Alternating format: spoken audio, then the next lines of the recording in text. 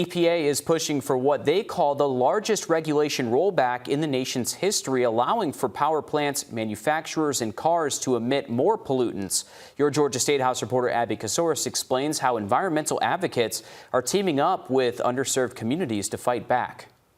The proposed Environmental Protection Agency rule would rescind a 2009 declaration that carbon dioxide and other greenhouse gases endanger public health and welfare.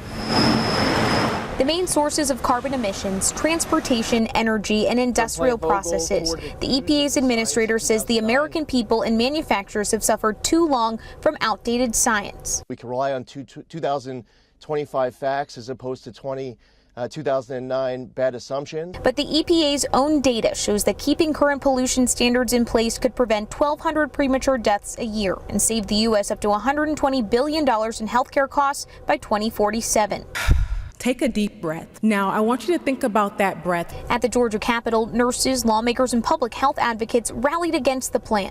Cristal Valdez, environmental organizer at Poder Latinx, says Latinx families are more likely to be impacted, but most are unaware of the negative side effects like asthma, heart defects, and cancer.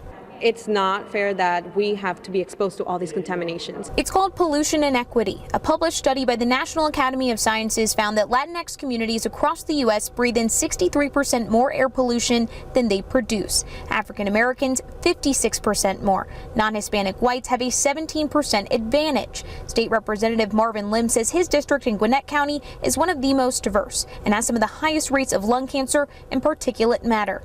What happened since the 80s is development being put, heavy industry being zoned right next to residential areas. So the EPA says it's still reviewing public comment on the proposal. The last date to submit a public comment is August 7th.